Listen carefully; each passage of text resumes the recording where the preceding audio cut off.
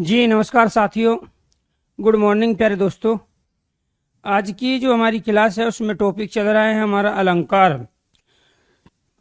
और अलंकार में शब्दालंकार के भेद।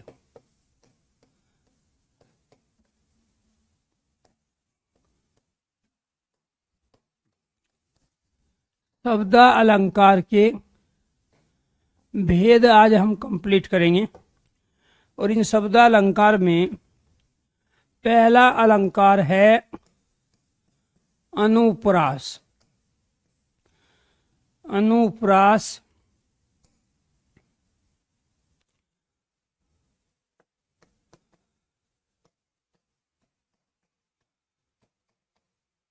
अनुप्रास अलंकार जहां वर्ण की आवर्ती या पुनरावर्ती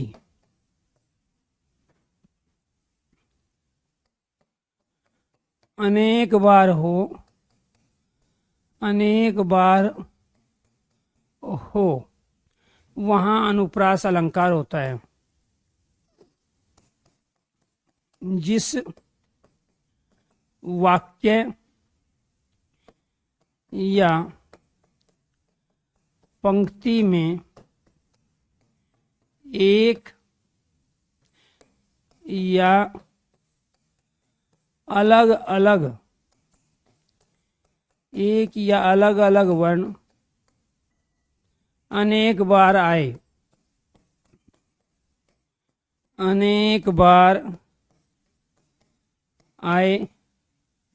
वहां अनुप्रास अलंकार होता है। वहां अनुप्रास अलंकार होता है। इससे पहले आपको तमाम बेसिक चीजें बताई जा चुकी है अलंकार के बारे में। तीसरी डेफिनेशन पे जोर दीजिएगा, जहां शब्द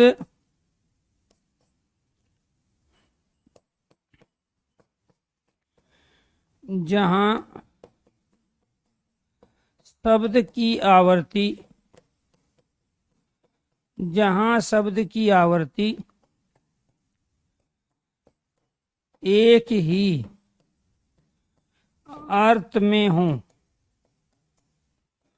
वहां भी अनुप्रास अलंकार होता है।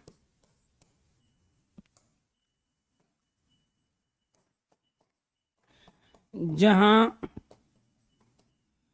वाक्य की आवर्ती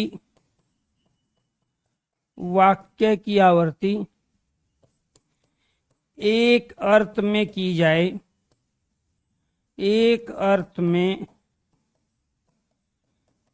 जाए वहां भी अनुप्रास अलंकार होता है।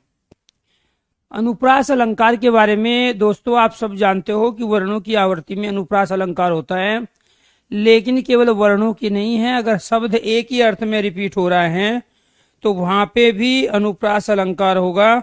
अगर वाक्य एक ही अर्थ में बार बार आ रहा है तो वहां पे भी अनुप्रास अलंकार होगा। ये थी अनुप्रास अलंकार के प्यारे दोस्तों परिभाषाएं और स्टेटमेंट जो अनुप्रास से संबंधित पूछे जाते हैं। इसके बाद पांचवा स्टेटमेंट है हमारा अनुप्रास अलंकार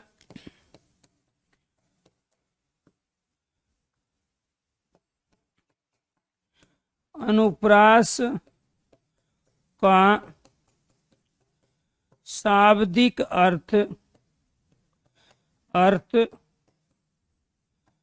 आवर्ती या पुनरावर्ती होता है। आवर्ती या पुनरावर्ती होता है। अनुप्रास का शाब्दिक अर्थ आवर्ती या पुनरावर्ती होता है। ये भी कई बार पूछा गया है। इसके बाद अनुप्रास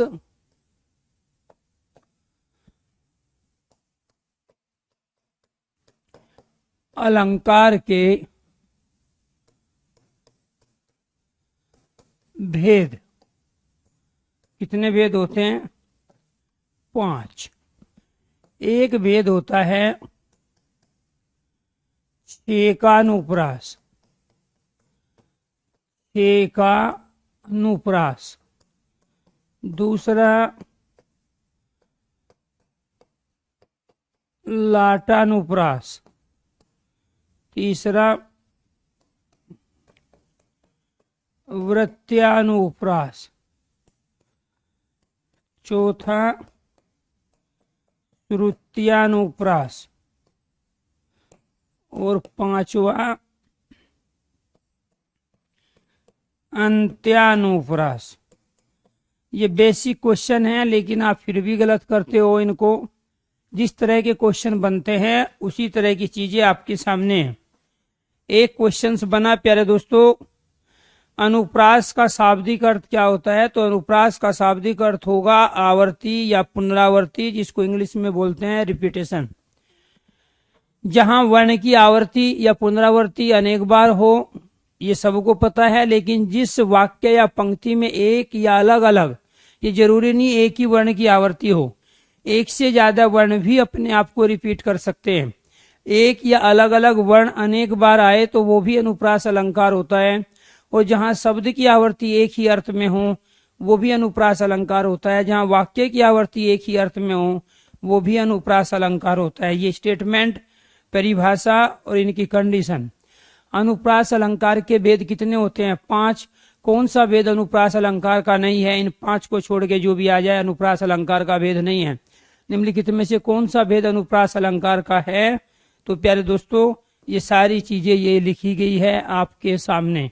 तो यहाँ आपको ध्यान रखना है कि इसमें से भी आपको ये ध्यान रखना पड़ेगा कि अनुप्रास के 5 भेदों में कौन कौन सा भेद आता है और कौन सा भेद नहीं आता। इसके बाद एक एक को करके यहाँ पे समझेंगे और इनके एग्जाम्पल को भी लेंगे। अनुप्रास में पहला है छेकानुप्रास। तो छेकानुप्रास कहाँ होता है? जहां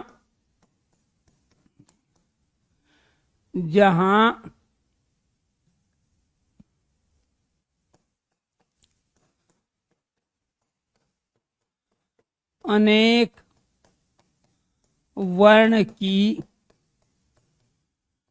आवर्ती समान क्रम से हो। एक वर्ण की नहीं बल्कि एक से ज्यादा वर्ण की आवर्ती समान क्रम से हो। तो इसमें एक वर्ण नहीं आएगा बल्कि एक साथ कई वर्ण रहेंगे। जैसे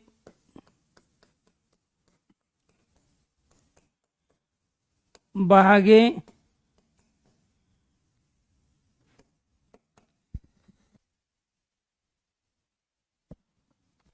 बागे बिघिर में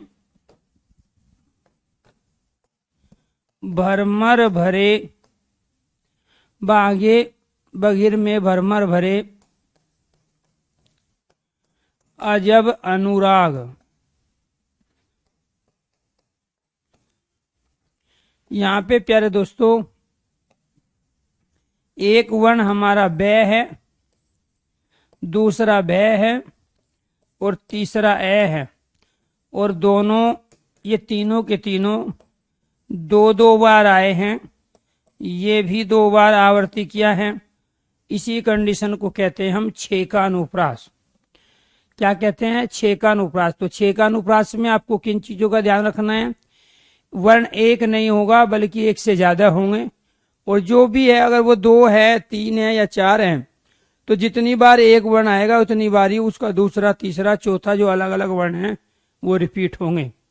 इसी वजह से छेकानुप्रास की डेफिनेशन बनी, जहां अनेक वर्ण की आवर्ती, अनेक वर्ण में 1, 2, 3, जहां अनेक वर्ण की आवर्ती समान क्रम से हो। समान क्रम मतलब 2 बार 2 बार 2 बार। ऐसे नहीं है कि बै 2 बार आया, भै 3 बार आया और ए 4 बार या 1 बार आया। तो अलग अलग वर्ण होंगे और समान क्रम में आएंगे, उसी को बोलते हैं छेकानुप्रास। अगर यहाँ तक ये चीजें समझ में आ गई है तो प्लीज आप लोगों से रिक्वेस्ट है, आप एक बार ओके कीजिए, यस कीजिए। यहां तक चीजें क्लियर है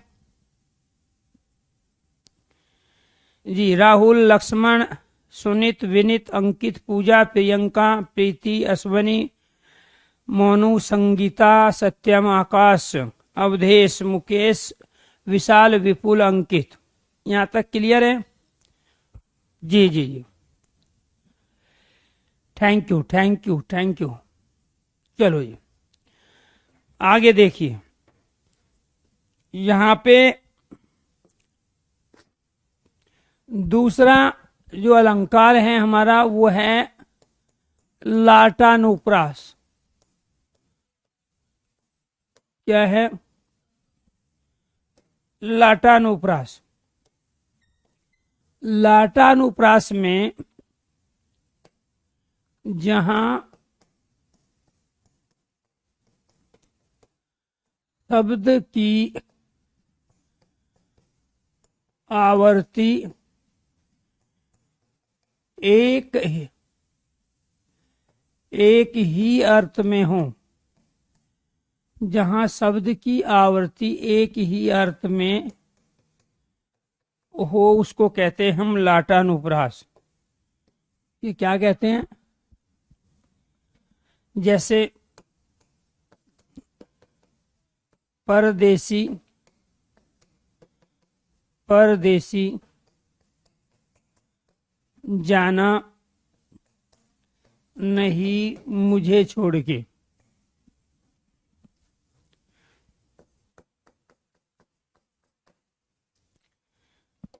दूसरा,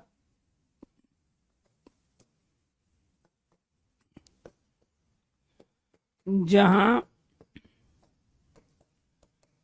वाक्य की आवर्ती समान अर्थ में हो, वो क्या कहलाता है? लाटानुप्रास। जैसे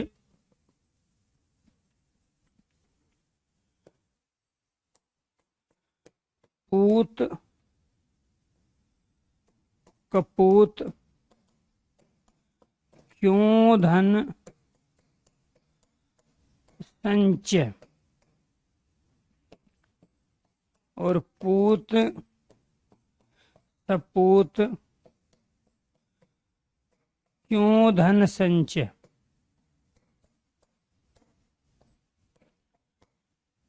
या रघुपति राघव राजा राम और पतित पावन सीताराम, और फिर भी बोले हम रघुपति राघव राजा राम और पतित पावन सीताराम। या राम भजन जो करत नहीं, भवसागर पार नहीं, और राम भजन जो करत नहीं, भवसागर पार नहीं। एक ही पंक्ति को हम दो बार रिपीट कर रहे हैं और सेम अर्थ में रिपीट कर रहे हैं। तो जब कोई भी पंक्ति, कोई भी सेंटेंस, कोई भी कथन एक ही अर्थ में आए, समान अर्थ में आए, या कोई भी शब्द हम रिपीट करते हैं और उसका हर बार एक ही अर्थ आए, तो वो कहलाता है लाटानुप्रास। आपको प्यारे दोस्तों लाटानुप्रास यमक अलंकार में अंतर करना पड़ेगा। यमक अलंकार में कनक कनकते सोगुणी मादकता अधिका है, वहां जो हमने कनक कनक शब्द का प्रयोग किया है तो वो भी जोड़ा है, वो युग्मक है। यहाँ परदेसी परदेसी भी युग्मक है, जोड़ा है। लेकिन यहाँ अर्थ एक है, दोनों का एक ही अर्थ है, और वहां एक कनक का अर्थ सोना है और दूसरे का अर्थ दतूरा है। तो इसलिए जब कोई शब्द अपने को रिपीट करेगा, अलग अलग अर्थ देगा, तो यमक अलंकार होगा। और जब वो अलग अलग अर्थ नहीं देगा, एक ही अर्थ देगा, तो लाटानुप्रास होगा।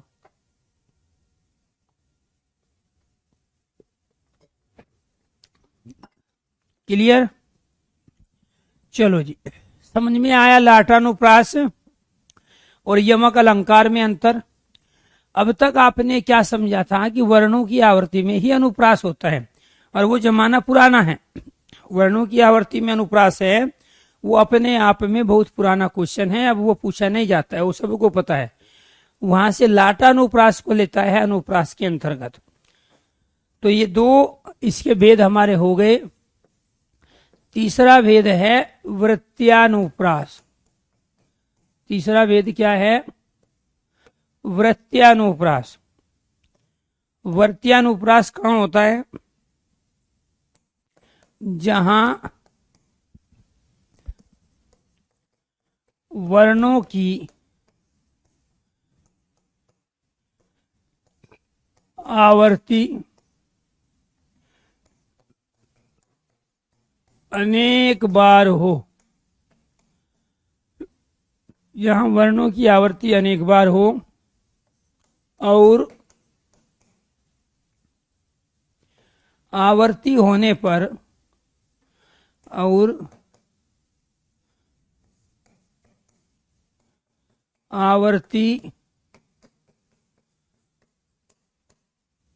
आवर्ती होने पर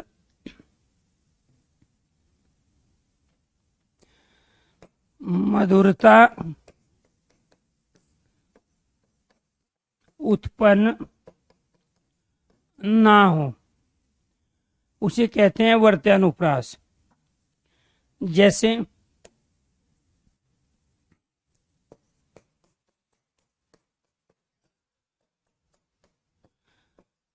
चारु चंद्र की चंचल किरणें खेल रही हैं या खेल रही थी जल थल में। जल थल में चारु चंद्र की चंचल किरणें खेल रही थी जल थल में। दूसरा, जैसे नभ में तारे हैं ते तुम तारे हो। अब पहले वाली पंक्ति में प्यारे दोस्तों आपको ये ध्यान रखना है, हमने इस चय की आवर्ती की, तो यहाँ जो चय वर्ण आया वो 3 बार आया। एक ही वर्ण है, सुनने में अच्छा लग नहीं रहा है, मधुरता उत्पन्न हुई नहीं है, इसलिए ये कहलाया वृत्त्यानुप्रास।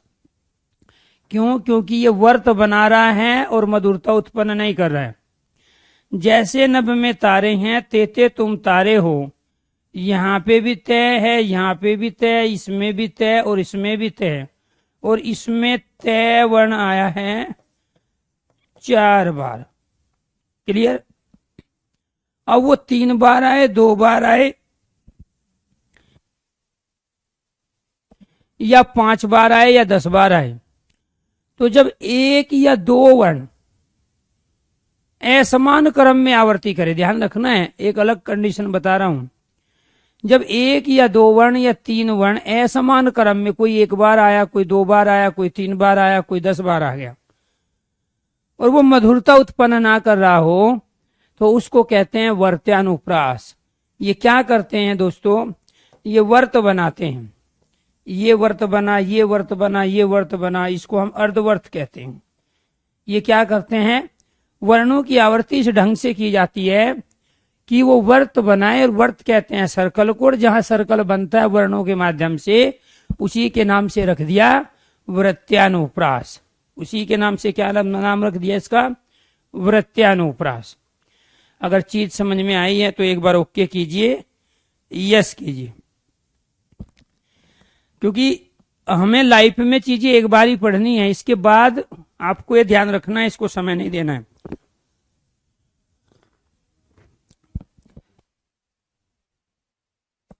आप लोगों की डिमांड पे ही ये टॉपिक पढ़ा रहा हूं मैं काव्य के, अदरवाइज अभी मैं दूसरे टॉपिक कराता, उसके बाद इसे काव्य को शुरू करता।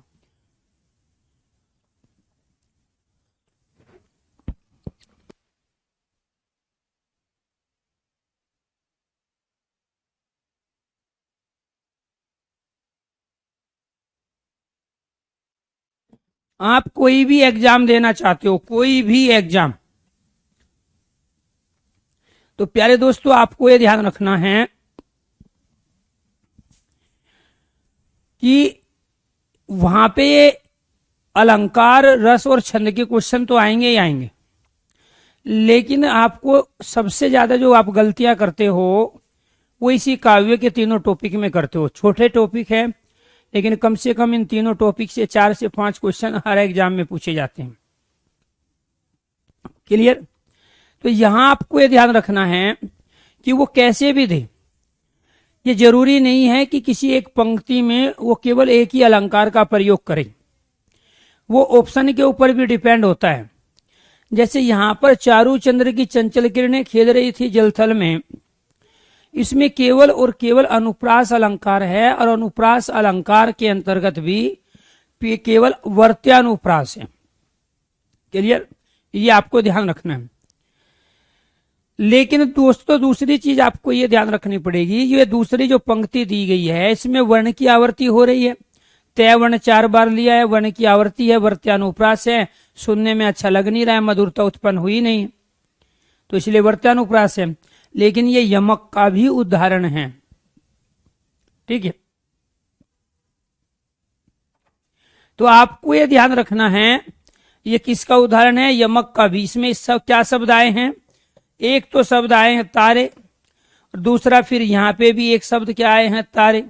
तो जैसे नभ में तारे हैं, इस तारे का अर्थ क्या होता है, स्टार, जो आसमान में दिखाई देते हैं, और इस तारे का अर्थ क्या होता है, अत्यंत प्यारा, अत्यंत प्यारा।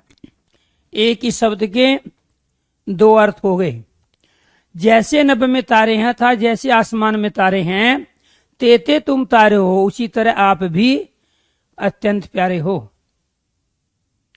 तो एक शब्द के अलग अलग अर्थ, जब एक शब्द के अलग अलग अर्थ हुए तो ये कहलाया यमक अलंकार। आप प्यारे दोस्तों इसको लाठा अनुप्रास अलंकार नहीं कह सकते, क्योंकि यहां शब्द भी रिपीट हुआ है वर्णों के साथ।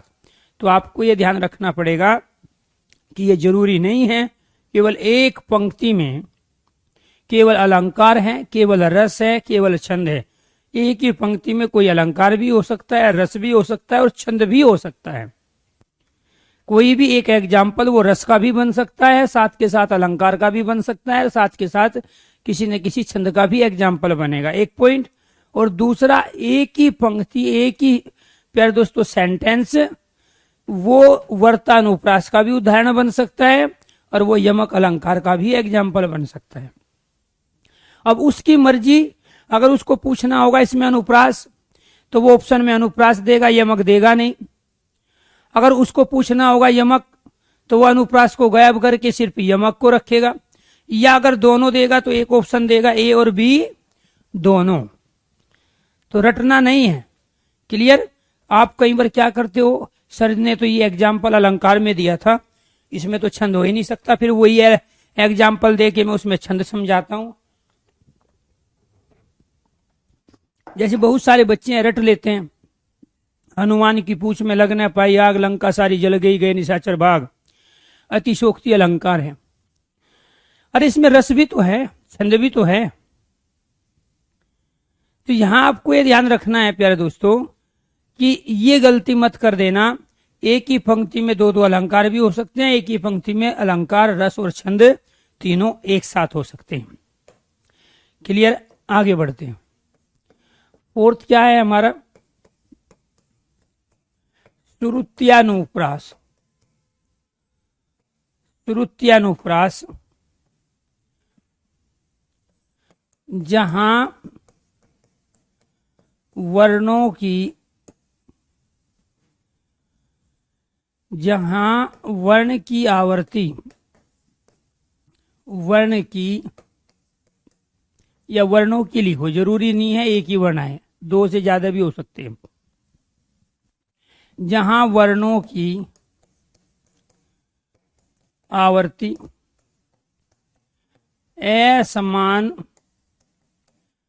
क्रम में हो तथा आवर्ती के कारण, आवर्ती के कारण, आवर्ती के कारण मधुरता उत्पन्न हो जाए तो वहां क्या होता है, श्रुत्यानुप्रास।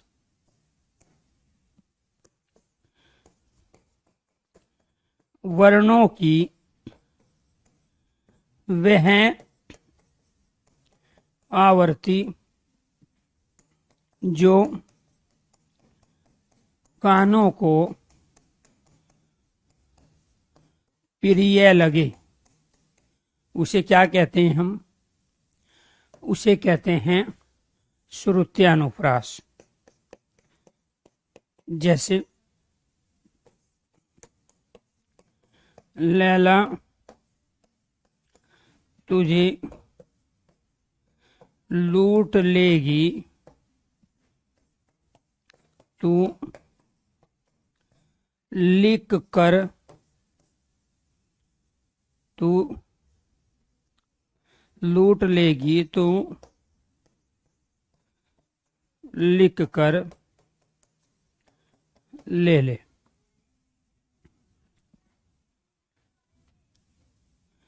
यहां पर क्या हुआ दोस्तों, लय वर्ण की आवर्ती हुई 1, 2, 3, 4, 5 और 6 बार हुई।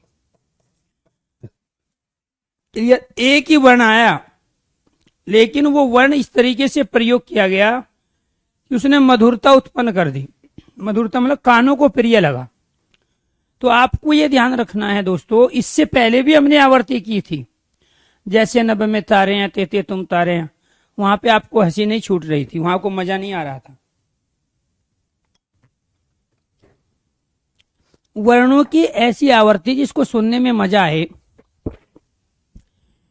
वर्णों की ऐसी आवर्ती प्यारे दोस्तों जो कानों को प्रिय लगे उसको कहते हैं हम श्रुत्यानुप्रास। और जो सुनने में, श्रुत कहते हैं सुनना, यहां कौन सा शब्द है, यहां श्रुत शब्द है। श्रुत कहते हैं सुनने को। हमारे कान के अंदर एक स्रोत है, वो सुनने का काम करता है। ये जो बाहर है, अगर इसको हटा भी ले तो भी कंटिन्यू सुनने की क्षमता पे कोई असर नहीं पड़ेगा। ये तो इसका कवच है, इसकी रक्षा करता है, उस स्रोत यंत्र की जो कान के अंदर सुनने का काम करता है। तो इसलिए आपको ये ध्यान रखना है कि आपको अपनी आंख, नाक, कान ये सब फिट रखने हैं अगर फाइनली भर्ती होना है, चाहे सब इंस्पेक्टर हो या यूपी कांस्टेबल हो। और कुछ बच्चे पूछ रहे हैं कि सर यूपी पुलिस कांस्टेबल का बैच आएगा? बिल्कुल आएगा 20 तारीख से। ठीक है, कल या परसों जो है उसकी एक वीडियो बनाऊंगा दोबारा से। एक तो बना चुका हूँ RYP पे, राकेश यादव पब्लिकेशन पे, उसमें आपको सिलेबस बता चुका हूँ यूपी पुलिस कांस्टेबल का सिलेबस क्या है। अब लगातार मैं 2-3 वीडियो दूंगा आपको यूपी पुलिस कांस्टेबल की, जिसमें रणनीति बताएंगे क्या पढ़ना है, क्या नहीं पढ़ना है, कौन सी बुक पढ़नी है, कौन सी नहीं पढ़नी है, कौन से नोट्स पढ़ने हैं, किस तरीके से अपने नोट्स तैयार करने हैं, कितने पे मेरिट रहेगी, कितनी वैकेंसी है। और 20 तारीख से फाइनली, इसी 20 नवंबर से यूपी पुलिस कांस्टेबल का बैच हम कैरियरविल ऐप पे लेके आ रहे हैं, जिसमें मैथ आदित्य सर पढ़ाएंगे, हिंदी में पढ़ाऊंगा, रीजनिंग अरुण सर पढ़ाएंगे, और GS वाली जो हमारी टीम है अभिषेक सर और साथ के साथ विवेक और उनकी बाकी जो भी टीम है वो सारे के सारे, चाहे उसमें साइंस का कोई भी पार्ट है, फिजिक्स, केमिस्ट्री, बायो का है, अलग अलग टीचर उसमें से आपको कराएंगे। दूसरी चीज आपको ये भी ध्यान रखना है, यूपी पुलिस अपने आप में एक अलग एजेंसी एग्जाम को कंडक्ट कराती है और UPSI एक अलग एजेंसी एग्जाम को कंडक्ट कराती है। तो सिलेबस दोनों का लगभग सेम है, लेकिन क्वेश्चन की वैरायटी एकदम डिफरेंट है। तो वो रणनीति SI वाली यहाँ काम नहीं आएगी, यहाँ एक अलग तरह के क्वेश्चन पूछे जाते हैं, इस बात को आपको ध्यान में रखना पड़ेगा। MP कांस्टेबल की कोशिश करेंगे धर्मेंद्र जी, रणनीति जरूर दे देंगे आपको RYP पे भी और वैसे भी जो मेरे YouTube चैनल है हिंदी भाई अरुण सर। ठीक है, लेकिन बैच के बारे में मैं चर्चा करूंगा और उसके बाद में फिर आपको बताऊंगा। यूपी पुलिस कांस्टेबल का मैं फाइनल डिसीजन ले चुका हूं, 20 तारीख से एग्जाम आएगा, पोस्टर रेडी है, आपको पोस्टर भी आज शाम को 9:30 में वो पोस्टर दिखा देंगे, जिसपे सारे टीचरों के फोटो लगे हैं और बताया गया कब बैच आएगा, उसका टाइमिंग क्या होगा और फीस कितनी है। 30 नवंबर तक उसमें फीस रहेगी कम और 30 नवंबर के बाद में उसकी फीस रहेगी 2000 के आसपास। क्लियर। आरओ के बारे में रणनीति उमेश जी बता चुके हैं। आरओ की हिंदी ऑलरेडी हिंदी बाई अनुसार में हम करा ही रहे हैं, लेकिन आरओ का अलग से बैच नहीं आएगा, मेंस का बैच जरूर लेके आएंगे, प्री का नहीं। आरओ में जो प्री के बाद मेंस होता है उसका जरूर लेके आएंगे, जिसमें जीएस और हिंदी का बहुत बड़ा रोल होता है। क्लियर। हाँ, उसी के बारे में चर्चा करा रहे। अब विलोम शब्द और पर्यायवाची पूछ रहा है एक स्टूडेंट, सर करा दीजिए, लेकिन विलोम शब्द पर्यायवाची की बारी अब आएगी अलंकार कंप्लीट होने के बाद, रस और छंद कंप्लीट होने के बाद। ठीक है जी, चलो पोस्टर मिल गया, अच्छी बात है। हाँ, लेखपाल का बैच आएगा। लेखपाल का बैच आएगा ये मान के चलो 30 नवंबर के आसपास। ठीक है, लेखपाल का बैच 30 नवंबर के आसपास आएगा, कम फीस में आएगा।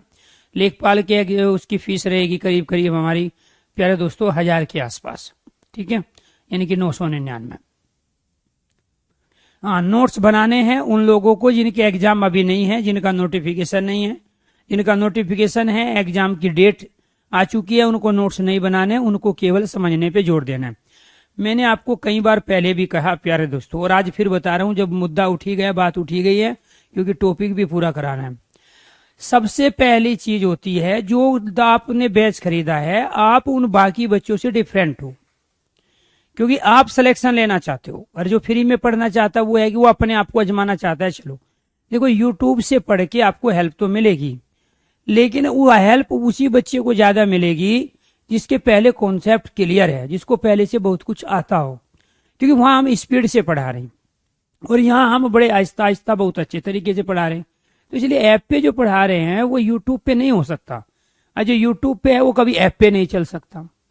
तो आपकी पहली जिम्मेदारी ये है, जब आप ऐप पे पढ़ रहे हो, कैरियरविल ऐप पे पढ़ रहे हो, तो प्यारे दोस्तों आपकी पहली प्राथमिकता होनी चाहिए कि हमारी समझ बढ़नी चाहिए। आप क्या करते हो, चीजों को नोट करने लगते हो, फिर हमारे उन नोट्स का, उन पीडीएफ का क्या फायदा आपको, जब आपको खुद ही नोट करना है। तो वो तरीका आपको बदलना पड़ेगा। मैं एक एग्जांपल देता हूं छोटा सा। तो कई बार प्यारे दोस्तों क्या होता है, हम पेंसिल हाथ में रखकर, मैथ की मैं बात करता हूं, क्योंकि मैथ आप 3 साल 4 साल से आप कंटिन्यू पढ़ रहे हैं, फिर भी मैथ से आपका पीछा नहीं छूटता है। और फिर भी सबसे ज्यादा या गंदी परफॉर्मेंस जो कहीं होती है तो मैथ में ही होती है। सबसे ज्यादा क्वेश्चन गलत करते हो मैथ में करते हो। उसका सबसे बड़ा नतीजा पता है क्या है, कि आप मैथ के क्वेश्चन को रजिस्टर और पेन के आधार पर करने की कोशिश करते हो। मैं जब छोटा था और अनपढ़, ज्यादा पढ़े लिखे नहीं थे मेरे दादाजी, मुझे उनकी आज तक वो बात याद है कि वो ये कहते थे, जब जब छोटी छोटी कैलकुलेशन में करता था वो मेरे से पूछते थे, तो मैं पेंसिल लेता था और वो रजिस्टर पे या कोई नोटबुक पे उनके जोड़ घटा गुणा भाग करने लगता था। उनका ये कहना था कि आप इसका यूज मत करो। आप सोचो, बिना कॉपी बिना पेन का इस्तेमाल करे आप कैलकुलेशन करने की कोशिश करो। हमने अपने ब्रेन को आदत डाल दी है कैलकुलेटर की, अपने ब्रेन को आदत डाल दी है उस कॉपी की और उस पेन की। और जो वास्तव में वर्बली हम सोच के, बिना लिखे, बिना पेंसिल का प्रयोग किए जो जोड़ घटा गुणा भाग कर सकते थे, 40 तक पढ़े याद होते थे लोगों को। और आज ईमानदारी से कह रहा हूं 12 से ऊपर का कोई पढ़ा याद नहीं है लोगों को। आपको तो बिल्कुल नहीं होगा, आप में से किसी को। आप देख लेना, मैथ तो करते हो ना, नौकरी आपको चाहिए, 12 के बाद के पढ़े देखना, और पहले 40 से पढ़े प्राइमरी में याद हो जाते थे। और मैं सच्चाई बता रहा हूं। और वो मौखिक गुणा, जोड़ घटा गुणा भाग करते थे, और यहां तक कि 3-3 डिजिट के, जो 3-3 डिजिट के जो गुणनफल होते थे उनको भी मौखिक कर लेते थे। तो आप जानबूझ के आदत डाले हो हर चीज को कॉपी पेन पे करने की। भर्ती होने के लिए वर्बली चीजों का होना जरूरी है, समझ का बढ़ना जरूरी है। इसीलिए आप कोशिश किया करो, पहली प्योरिटी आप दो, पहली प्राथमिकता होगी जब आप कोई भी सब्जेक्ट पढ़ रहे हो, चाहे हिंदी हो या मैथ हो, आपकी समझ बढ़े, नोट करने पे ध्यान मत दो। और जब चीज आप पहले नोट करने लग जाओगे अपनी नोटबुक में, तो ये तो सेकेंडरी हो गई। जिसको आपको पहले नंबर पे रखना था वो चीज आपने सेकेंडरी बना दी। और जब वो सेकेंडरी बना दी तो स्वाभाविक बात है उसको दोबारा आपको पढ़ना पड़ेगा, रिवीजन करना पड़ेगा, क्योंकि वो 100% समझ में आपकी आएगी नहीं, क्योंकि आपका तो सारा फोकस उतारने पे है। आपको तो सारा फोकस नोट्स बनाने। नोट्स कब बनाने चाहिए स्टूडेंट को? जब उसको कॉन्सेप्ट क्लियर हो जाए। आपने पहले भी अलंकार पढ़ा है, मैं भी पढ़ा रहा हूं, और जब ये अलंकार टॉपिक कंप्लीट हो जाएगा, जो पहले से आप सीखे हुए थे, जो मैंने आपको सिखाया, उसके बाद आप नोट्स बनाओ तो वो नोट्स जिंदगी भर आपके काम आएंगे और उसी नोट से आप सबसे अच्छे तरीके से समझ पाओगे। हम पीडीएफ भी दिए हुए हैं आपको, नोट्स सबकी है, वो अलंकार है, उसके क्वेश्चंस भी दिए। लेकिन नोट्स कब बनाना है? जब कॉन्सेप्ट क्लियर हो जाए। आप क्या करते हो? साथ के साथ उतारने पर, उतारते भी कैसे हो? नीला pen, red pen, blue pen, black pen. वो कहने का मतलब ये है 3-4 पेन साइड में रखेंगे और सजा सजा के हेडिंग डाल के, वो तो मेरे काम आएंगे भाई, आपके काम थोड़े ही आएंगे वो। ठीक, तो आपका काम समझने का, क्योंकि आप वहां खाली हाथ जाओगे, और जब इस चीज को आप सेकेंडरी कर दोगे तो फिर टाइम लगेगा चीजों से फ्री होने में। तो जब तक आप चीजों से अपने आप को फ्री नहीं करोगे, रोज ये सोचो कि आज हमने अलंकार पढ़ा है तो दोबारा लाइफ में नहीं पढ़ेंगे, इससे आज फ्री हो जाएंगे। यूपी पुलिस की वैकेंसी दिसंबर फर्स्ट वीक, कोशिश तो है नवंबर लास्ट तक आ जाए, लेकिन अब नहीं आएगी। दिसंबर फर्स्ट वीक में यूपी पुलिस का नोटिफिकेशन जारी होगा। एग्जाम की अभी नहीं कहूंगा कि ले पाएंगे कि नहीं ले पाएंगे, लेकिन ये ध्यान रखना, फार्म भरवाएंगे, नोटिफिकेशन आएगा। और ऐसी भी पूरी उम्मीद है, अगर यूपीएसआई के एग्जाम सही ढंग से निपट गए तो फिर प्यारे दोस्तों फरवरी से पहले पहले यूपी पुलिस कांस्टेबल का भी एग्जाम ले लेंगे। चलो जी, तो ये क्या था? श्रुत्या अनुप्रास। श्रुत कहते हैं सुनने को, क्लियर? तो ये सुनने में अच्छा लग रहा है, इसलिए क्या है, ये श्रुत्या अनुप्रास है। इसके बाद पांचवा और लास्ट हमारा क्या है? अंत्यानुप्रास। पांचवा और लास्ट क्या है हमारा? अंत्यानुप्रास। अंत्यानुप्रास कहाँ होता है?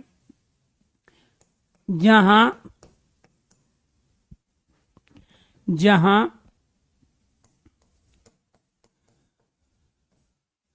किसी वाक्य या पंक्ति के अंत में,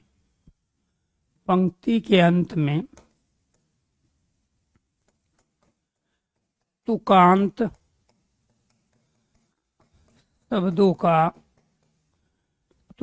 शब्दों का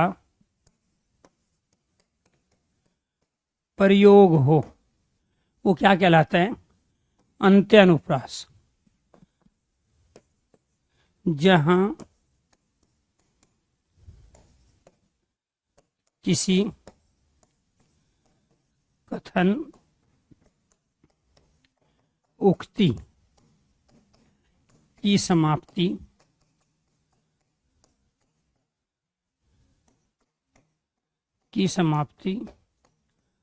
तुकांत के साथ, उक्ति की समाप्ति तुकांत के साथ की जाए, तुकांत के साथ की जाए। जैसे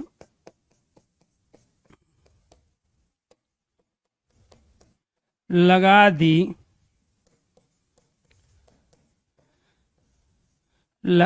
आकर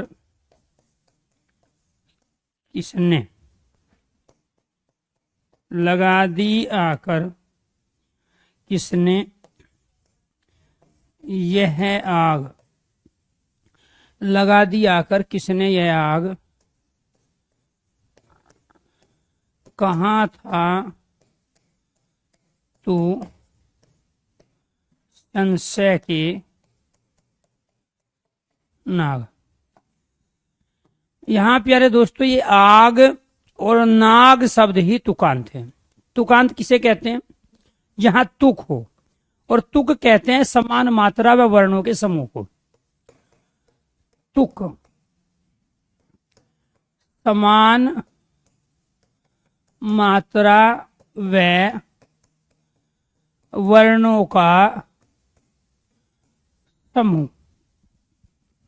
छंद में भी प्रयोग करेंगे हम इसको। रहीमन पानी राखिए, बिन पानी सब सून, और पानी गए न उभे, मोती मानुष चून। तो ये जो सून है और ये चून है, ये तुकांत ही शब्द है। मछली जल की रानी है, जीवन उसका पानी है, तो ये प्यारे दोस्तों पानी और रानी क्या है, तुकांत है। गुरु गोविंद दऊ खड़े काको लागो पाए, बलिहारी गुरु आपने गोविंदियो बताए। तो ये जो पाए और बताए का हमने पंक्ति के, उक्ति के, कथन के अंत में प्रयोग किया है, तुकांत है। तो प्यारे दोस्तों आपको ये ध्यान रखना पड़ेगा, यहाँ पे ये जो बड़े ऊ की मात्रा आई है, नए वर्ण आया है, बड़े ऊ की मात्रा और नए वर्ण, इसी की वजह से ये दोनों क्या कहलाए, तुकांत कहलाए।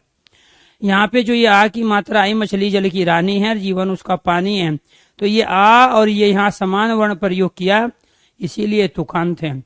यहाँ समान वर्ण आ है और ये जो आया है, इसी वजह से ये तुकांत है।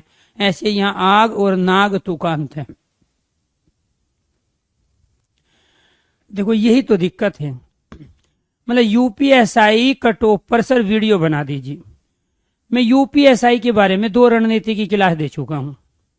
अब रोज रोज मुझे तो वो आती नहीं है कि मैं वीडियो बनाऊंगा तो ज्यादा व्यू आएंगे, बच्चे जुड़ेंगे और चैनल को बड़ा करना मेरा कोई मकसद नहीं। मेरा मकसद ये है कि जो बच्चा मेरे से ऐप पे पढ़ा है तो उसके एग्जाम तक मैं साथ रहूं। वो एक मकसद था यूट्यूब चैनल का। क्योंकि रीजन क्या था, जब हम यूपीएसआई की तैयारी करा रहे थे, तो यूपीएसआई की तैयारी लोग 2 साल से कर रहे हैं, एग्जाम अभी हो रहे हैं। तो जो मेरे स्टार्टिंग में यूपीएसआई के बैच आए, हिंदी स्पेशल के आए, जो को कंप्लीट बैच हम लेके आए, तो स्वाभाविक बात है उन बच्चों के पास जो वीडियो थी, ठीक है, कुछ के पास भी वीडियो रही है। जो नए बच्चे थे, जो पुराने बच्चे थे, जिन्होंने 2 साल 1.5 साल पहले बैच लिया था, उनके पास वीडियो नहीं रही है। तो फिर वो तैयारी कैसे करे, वो अपने डाउट कैसे पूछे, वो टीचर के साथ कैसे जुड़े रहे ताकि उनकी समस्या का सोल्यूशन हो जाए। इस वजह से यूट्यूब चैनल बनाया गया था, हिंदी भाई अरुण सर, और उस पे यूपीएसआई की रणनीति के बारे में मैं चर्चा कर चुका था। और जो मैंने बोला था आज से 4 महीने पहले, 5 महीने पहले, 6 महीने पहले, वो चीज हो रही है। तो इसीलिए उमेश अब यूपीएसआई की कट ऑफ पे वीडियो बनाना एक पागलपन है। क्योंकि मैं तो उस समय बता चुका था 120 से ऊपर जाएगी। मैं तो उस समय बता चुका था पेपर आसान होगा, टीसीएस कंपनी लेगी। और उस समय आप ही लोग थे जो कमेंट कर रहे थे, सर टीसीएस कंपनी नहीं लेगी, पिछली बार इसको ब्लैक लिस्ट कर दिया था। अरे नॉर्थ इंडिया में एग्जाम को कंडक्ट कराने की किसी दूसरी कंपनी के पास तामझाम है ही नहीं। हम आपको अंदर की चीज बताते हो और आप उनको हवा हवाई कर लेते हो, न्यूज़पेपर में पढ़ के, इधर उधर की चीजों में करके। हमें ये पता होता है कि सरकार और कंपनियों के बीच में डील कैसे होती है, और आप उन पे भरोसा नहीं करते। उन दोनों वीडियो में 6 महीने पहले, क्योंकि उससे पहले तो यूट्यूब चैनल ही नहीं था मेरा, मैंने जो बोला था उसको सुनो एक बार, यूपीएसआई वाले बच्चे। उसमें कट ऑफ के बारे में भी बताया था, उसमें पेपर के स्टैंडर्ड स्टाइल के बारे में भी बताया था। उसमें हमने बोला था मूल विधि का रोल केवल 2 से 4 क्वेश्चन रहेगा, और उसमें यह भी बताया था हो सकता है मूल विधि आए ही ना। और ऐसा कई पेपर में हुआ है कि मूल विधि आई ही नहीं है, और आप चिल्ला चिल्ला के 12 मूल विधि 16 मूल विधि के क्वेश्चन होंगे और बेफालतू की चीजें पढ़े। और उसमें आपको ये बताया था कि आरपीसी और सीआरपीसी के क्वेश्चन आएंगे अगर मूल विधि के आएंगे, और उसके अलावा कुछ नहीं आएगा। लेकिन आप सुनने को तैयार नहीं। मैं तो हर भर्ती के बारे में बताता हूँ, और वो तो यूट्यूब पे पढ़े, आप लेक्चर सुन लो और अपने पेपर देख लो जो भी। लेकिन आपको क्या है, भीड़ में शामिल होकर बहने। जैसे जब इलेक्शन होते हैं ना, चाहे वो ग्राम प्रधानी के हो, सरपंच के हो, या निगम पार्षद के हो, या कोई भी इलेक्शन हो, तो उसमें एक माहौल बनाया जाता है और इलेक्शन के बारे में पूरे गांव समाज चर्चा करता रहता है 1-2 महीने तक। इलेक्शन होने के 1 महीना पहले, 1 महीने बाद। ऐसे यूट्यूब का ड्रामा हो गया। जब पेपर आएगा, पेपर से 1 महीना पहले और पेपर के 1 महीना बाद, और वो किसी के काम नहीं आता। वो किसी के काम ही नहीं आता है। काम आएगी आपकी पढ़ाई, कट ऑफ कहाँ जाए, कितनी जाए, सीट कितनी है कितनी नहीं, उस पे कभी फोकस नहीं होगा। पढ़ाने पे किसी का फोकस नहीं होगा, बेफालतू की इन्फॉर्मेशन देने पे फोकस होगा। तो ये इन्फॉर्मेशन आपके काम की नहीं है। मान लो आपको बात को, आपका फाइनल सिलेक्शन आपके पढ़ने से होगा, इसलिए केवल और केवल पढ़ने पे फोकस करो। इस बेफालतू की चीजों पे फोकस मत करो। आप सच्चाई देखो, क्या जब ये यूट्यूब नहीं थे, ये ऐप नहीं, तब नहीं सिलेक्शन हो रहे थे लोगों के? होते थे, तब भी टॉपर होते थे लोग, तब भी सिलेक्शन लेते थे। तो आप अपने आप को ऐसा है क्यों मान रहे हो? आप यूट्यूब की बैसाखी क्यों पकड़ना चाहते हो? आप सेल्फ स्टडी क्यों नहीं करना चाहते? इस 20 साल 22 साल की एज के बाद इंसान की समझ हो जाती है, और थोड़ी सी जहां आपको दिक्कत है वहां से आप लेके चीजों को आगे बढ़ो। लेकिन मैं बार बार इसलिए समझाता हूं क्योंकि मुझे ये पता है कि ये मेरी पढ़ाई जो मैं मेहनत कर रहा हूं ये कामयाब तब होगी जब आप भटकना छोड़ दोगे, जब आप ओरिजिनल चीजों पे फायदा वो करोगे। मैं भी कंटिन्यू पढ़ाता रहूं, लेकिन मुझे ये पता है कि पढ़ने में सबको मजा नहीं आता है, क्योंकि ये तो डिफिकल्ट काम है और डिफिकल्ट काम कोई नहीं करना चाहता। हर किसी को फूंक मार दे मुंह में और सब कुछ हो जाए। जैसे हमारी अनपढ़ जो लेडीज होती है, आसाराम बापू, राम रहीम और फलाना ढिकाना की जो भक्त बन जाते हैं, बहका लेते हैं। वो साइकोलॉजी है, इंसान की साइकोलॉजी को पकड़ेंगे, जो उनको चाहिए, जो उनके दुख दर्द है उसके बारे में बात करेंगे, उनको नए नए लुभावने सपने दिखाएंगे, और सपने जितने ज्यादा दिखाएंगे लोगों को उतना ही अच्छा लगेगा। ये लाइफ कड़वा सच है।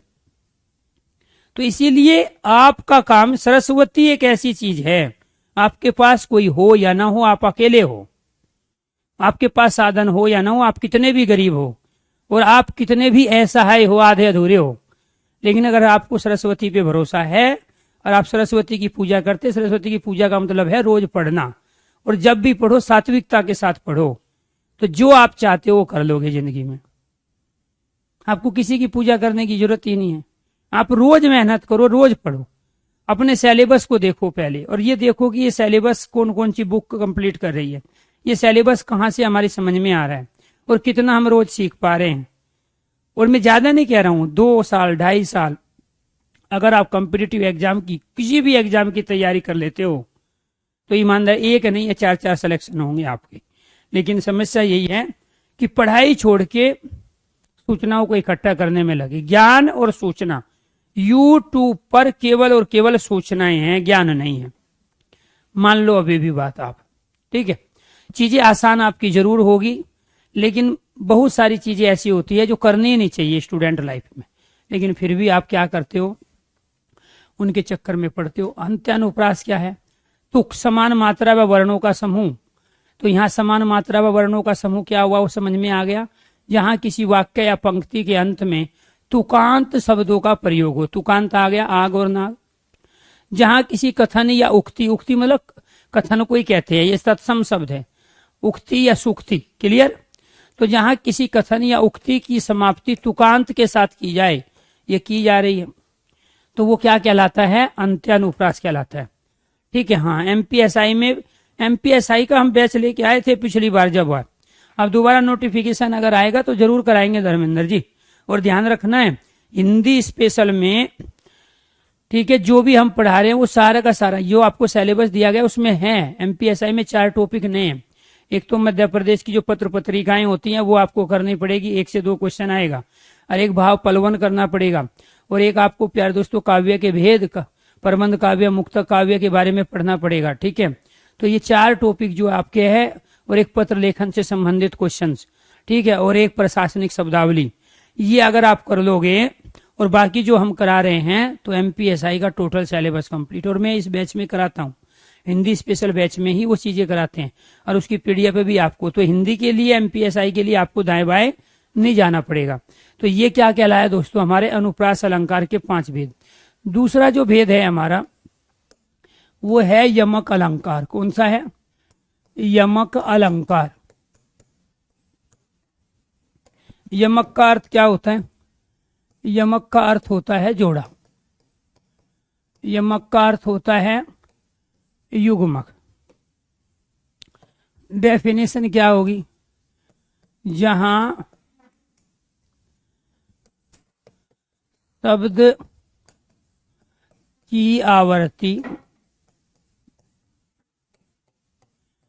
अलग अलग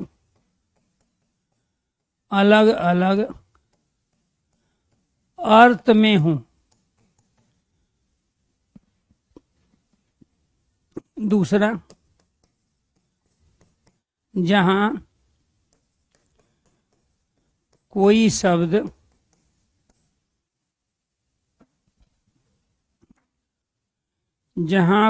शब्द बार बार आए और हर बार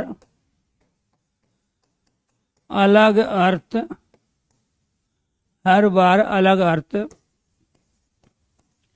प्रकट करे, हर बार अलग अर्थ प्रकट करे। तीसरा, जहां शब्द जोड़े के रूप में आए या शब्द के बीच में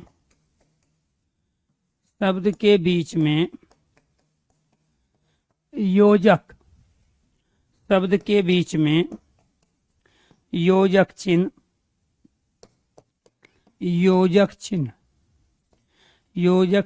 का प्रयोग हो,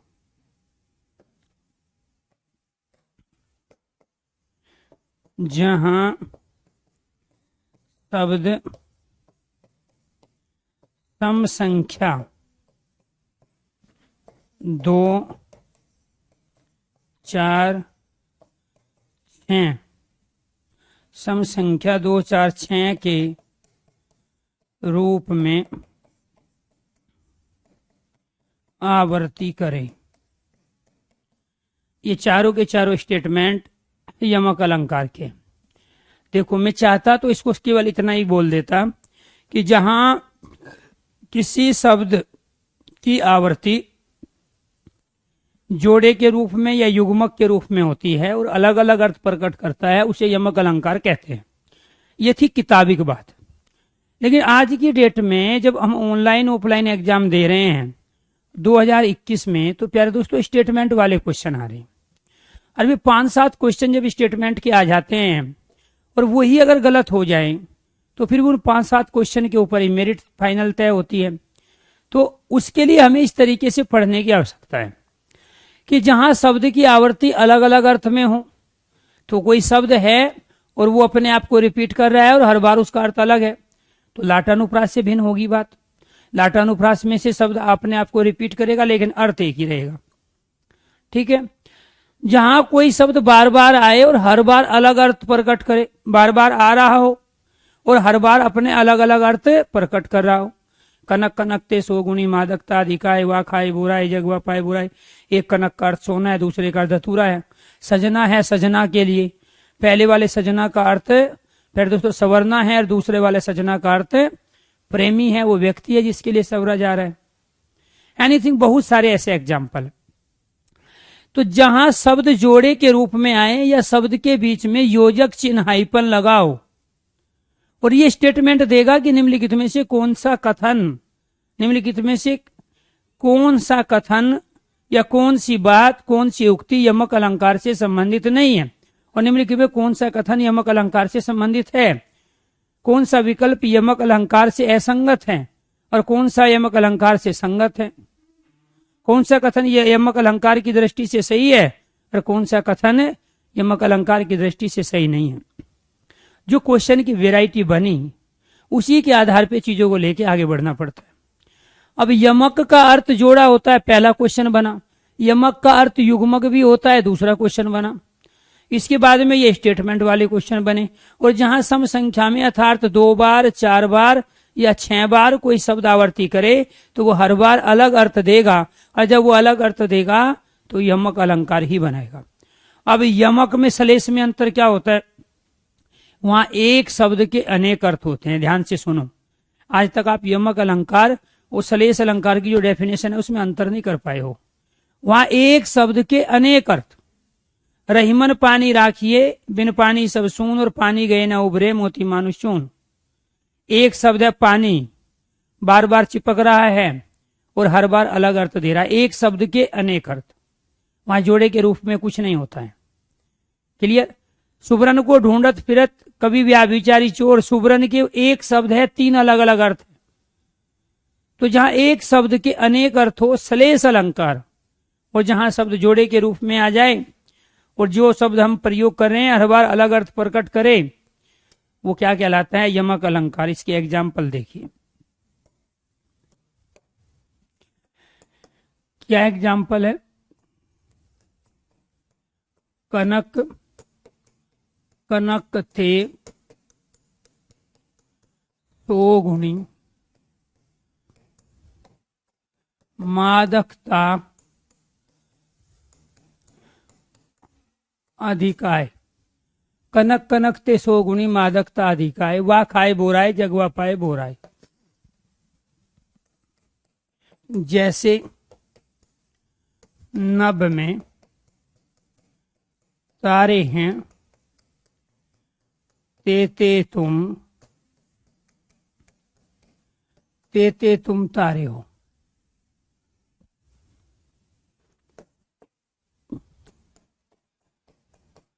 सजना है सजना के लिए।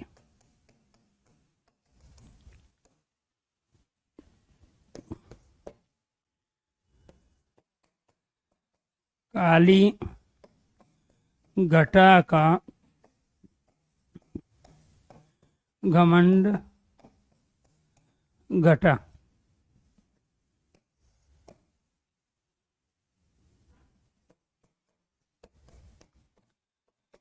तीन बेर खाती है वह तीन बेर खाती है।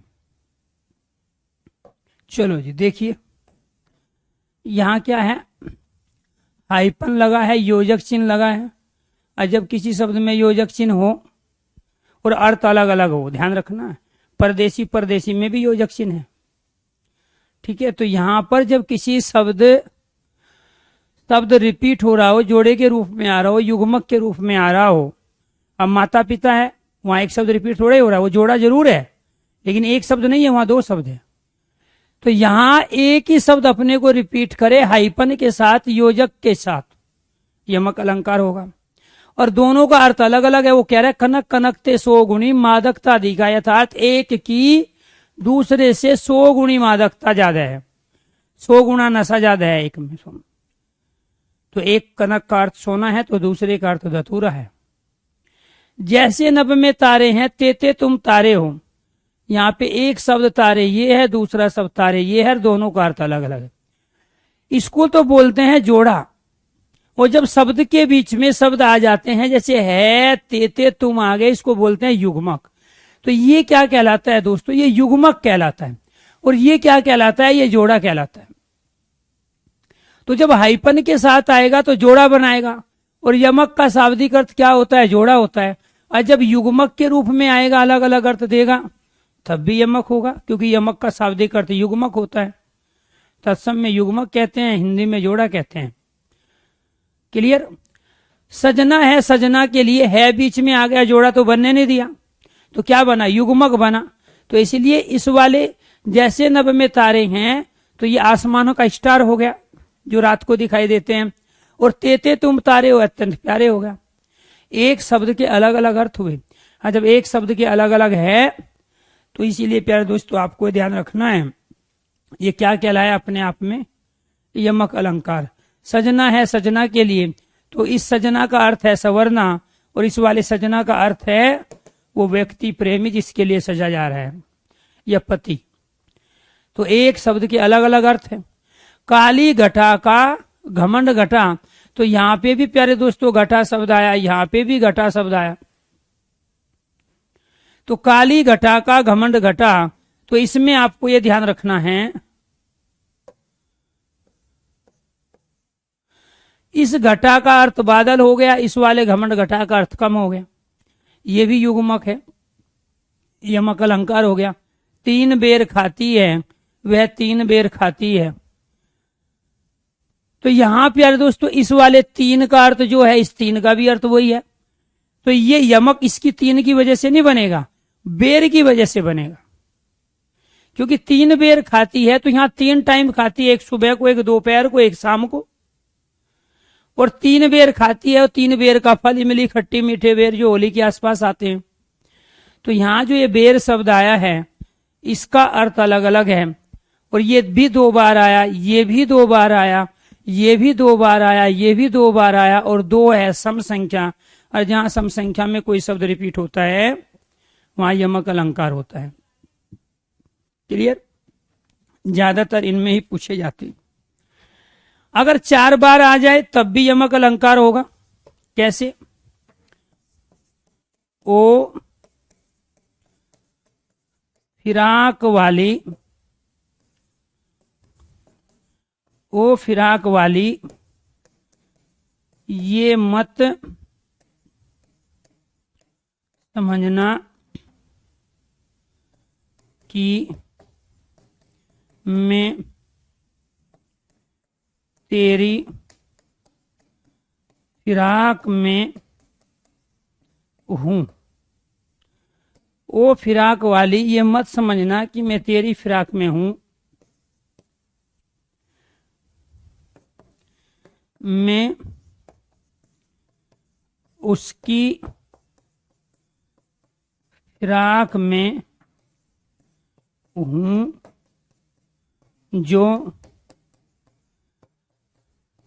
तेरी फिराक में है, जो तेरी फिराक में है। तो यहां पे आपको ये ध्यान रखना है, ये जो शब्द आया है वो फिराक वाली, दूसरा फिराक, तीसरा फिराक और चौथा फिराक, यहां 4 बार आया। ये भी यमक अलंकार का उदाहरण है, क्योंकि जब भी 2 बार, 4 बार, 6 बार शब्द रिपीट करेगा तो 100% यमक अलंकार होगा। वो फिराक वाली, ये फिराक वस्त्र है जो लड़कियां पहनती हैं। क्लियर? वो फिराक वाली ये मत समझना कि मैं तेरी फिराक में हूं, अर्थात मैं तेरी तलाश में हूं, मैं उसकी फिराक में हूं, मैं उसकी खोज में हूं जो तेरी फिराक में है। तो यहां 1 फिराक, 2, 3 और 4, 4 बार प्रयोग किया और चारों बार अलग अर्थ दिए। कई बार हमें जिन शब्दों के साथ हम इसका प्रयोग करते हैं शब्दों का, उससे भी पता चल जाता है। जैसे कहा ओ फिराक वाली, इसका मतलब फिराक वाली कोई लड़की है, कोई लेडीज है, कोई स्त्री है, तो वहां फिराक वस्त्र होगा। तो उससे भी पता चल जाए। काली घटा, जब काली घटा कह रहा है तो ये काली घटा बादल बता रहा है। वो घमंड घटा, इसका कम होना है तो बादल होगा नहीं। तो जिन शब्दों के साथ हम शब्द प्रयोग करते हैं, जिनकी वजह से वो यमक अलंकार बनाता है, वो भी हमें उसका अर्थ बताने की, प्यारे दोस्तों, सुविधा प्रदान करते हैं। तो इसीलिए आपको वहां अर्थ नहीं निकालना है, क्योंकि आप शब्दालंकार पढ़ रहे हो और यमक अलंकार शब्दालंकार का ही भेद है। इसीलिए आपको ये ध्यान रखना है, ठीक है, कि यहां पर 4 बार शब्द आया, 2 बार शब्द आया और 4 बार, 2 बार जो भी शब्द आएगा आपको ध्यान रखना है वो क्या बनाएगा? यमक अलंकार बनाएगा। क्या बनाएगा? यमक अलंकार। क्लियर? अगर यहां तक क्लियर हुए, अनुप्रास अलंकार के 5 भेद और यमक अलंकार की कंडीशन अगर कंप्लीट हो गई है तो आप एक बार ओके कीजिए, यस कीजिए। उसके बाद में फिर प्यारे दोस्तों पढ़ते हैं तीसरा। तीसरा क्या है हमारा? श्लेष अलंकार। तीसरा क्या है? श्लेष अलंकार। श्लेष का अर्थ क्या होता है? श्लेष का अर्थ होता है चिपकना। श्लेष का अर्थ क्या होता है? चिपकना। ये कब करेंगे? ये करेंगे कल कंप्लीट। अभी कुछ किसी का कोई भी डाउट हो, किसी भी तरह का कोई भी डाउट किसी का हो तो आप एक बार पूछिए। जो आप कमेंट करते रहते हो क्लास शुरू होते ही या बीच बीच में कमेंट आते रहते हैं आप लोगों के, जब पढ़ते हैं, किसी को कुछ भी पूछना हो आप पूछ सकते हैं। आपके पास 2 से 3 मिनट हैं। क्लियर? Very good. हाँ, लास्ट वाले फिराक का अर्थ होता है तलाश। हाँ, कि मैं उसकी फिराक में हूं जो तेरी फिराक में है, जो तेरी तलाश में है। लास्ट वाले फिराक का अर्थ क्या होगा? तलाश। बिल्कुल, धर्मेंद्र एमपीएसआई के बारे में भी जरूर सोचेंगे, कोशिश करेंगे, बैच लाएंगे। ठीक है, चलो जी। कोई कमेंट किसी भी तरह का, कोई डाउट? हाँ, विलोम शब्द और पर्यायवाची अलंकार, रस और छंद टॉपिक कंप्लीट होने के बाद हो जाएगा। फिर शब्दावली पढ़ाएंगे। विलोम शब्द, पर्यायवाची, एकार्थी, अनेकार्थी, श्रुति सम, भिन्नार्थक शब्द, वाक्यांश के लिए एक शब्द, ये सारे के सारे एक साथ लेंगे। हाँ बिल्कुल, लेखपाल और पटवारी दोनों का एक ही बैच लेके आएंगे और वो इस महीने के लास्ट में। ठीक। हाँ, हिंदी के लिए आपको कॉमन कोई भी बैच लेने की जरूरत नहीं है। ठीक है, हिंदी आपकी कोई भी, चाहे लेखपाल की है, पटवारी की है, एमपीएसआई है, यूपीएसआई है या कांस्टेबल है, तो कोई भी हिंदी जिसके लिए आप तैयारी कर रहे हो सारी यहीं से आएगी। ठीक है। हाँ, फॉरेस्ट गार्ड में 4 से 5 टॉपिक अलग होते हैं, ये आपको ध्यान रखना, बाकी सिलेबस हमारा सेम है। हाँ, हिंदी फॉरेस्ट गार्ड में सबसे डिफिकल्ट आती है, जो हिंदी यूपीएसआई में आ रही है, या यूपीएसआई के अलावा जो हिंदी आती है, सबसे टफ हिंदी आती है फॉरेस्ट गार्ड वन रक्षक में, ध्यान रखना है। चलो, इसके अलावा और कोई दिक्कत? ठीक है दोस्तों, आज के लिए इतना ही। यूपी टेट के लिए क्या करना है? यूपी टेट के लिए कुछ नहीं है, लास्ट ईयर के क्वेश्चन पेपरों की प्रैक्टिस करो, क्योंकि सबसे ज्यादा यूपी टेट में क्वेश्चन रिपीट होते हैं। डायरेक्ट गहराई में पढ़ने की जरूरत नहीं है, हर चीज को ऊपर ऊपर से पढ़ो, हर चीज को ऊपर ऊपर से पढ़ो, जो सिलेबस दिया है उसके अनुसार पढ़ो, किताबों से नहीं। किताबों में तो अनाप शनाप दिया है, सिलेबस के टॉपिक देखो और उस सिलेबस के टॉपिक को, किताबों का मतलब ये है कोई कॉमन किताब से मत करो यूपी टेट की तैयारी, कि मतलब किसी भी पब्लिकेशन की किताब है और उसमें सारे सब्जेक्ट दिए, उससे बिल्कुल नहीं पढ़ना है। ठीक है, करा देंगे, जो यौगिक योग रूढ़ नहीं हुआ है तो करा देंगे, कोई बात नहीं। हाँ, इसी के साथ करा देंगे। ठीक है, नहीं नहीं, आप ले सकते हो लक्ष्मण जी, अग्नि परीक्षा बुक ले सकते हो, वो एक अभ्यास पुस्तिका है और उसमें हर टॉपिक के 100 से ज्यादा क्वेश्चन दिए गए हैं और बहुत बेहतरीन बुक है अपने आप में। अगर आपको शब्दावली की तैयारी करनी है, रचना अलंकार की तैयारी करनी है, पैराग्राफ की प्रैक्टिस करनी है, अपने आप में एक प्रैक्टिस कंप्लीट, किसी की भी टेस्ट सीरीज खरीदने से ज्यादा अच्छा है आप वो प्रैक्टिस बुक लीजिए और जो जो टॉपिक में करा रहा हूं वहां से क्वेश्चनों की प्रैक्टिस कीजिए। हर तरह की क्वेश्चंस की वेराइटी उसमें है। आप अमेजोन पे जाइए, वहां पे अमेजोन पे लिखिए Hindi book by Arun sir, और वो जैसे निकल के आएगी फोटो के साथ, सेम इसी पोजीशन में जिस पोजीशन में मैं खड़ा हूँ। ठीक है, तो उसको खरीदना है, उस पर भी डिस्काउंट चल रहा है अभी, 199 उसका प्राइस है, उससे ऊपर कोई बुक ना खरीदे। ठीक है, बाकी बच्चे कह रहे हैं सर यौगिक योग रूढ़ हो गया। ठीक, कोई बात नहीं है, कि स्टूडेंट था, हो सकता है उसने क्लास अटेंड नहीं की है। मैं कहाँ से हूँ? मुझे 22 साल तो दिल्ली में हो गई है, मेरी सारी एजुकेशन यहीं से थी, दिल्ली यूनिवर्सिटी से। ग्रेजुएशन के बाद में फिर मैं प्यारे दोस्तों एमए किया, एमए के बाद में बीएड किया, बीएड के बाद एमएड किया, फिर एमफिल, फिर पीएचडी। तो 22 साल नौकरी मेरी यहीं पे है, बाकी बीच बीच में मैं नौकरी दाएं बाएं भी करके आया हूँ। और वैसे रहने वाला, जो मैं जन्म मेरा हुआ पला बढ़ा में, ठीक है, 12th तक की जो मेरी पढ़ाई रही है वो शामली में, बड़ौत में रही है। गांव मेरा एल्लम के पास है, कन्यान। चलो जी, ठीक है। और हाँ, मेरठ के पास का मैं रहने वाला हूं, जो बड़ौत शामली को नहीं जानते हो। ठीक ठीक, थैंक यू, आज के लिए इतना ही, धन्यवाद दोस्तों।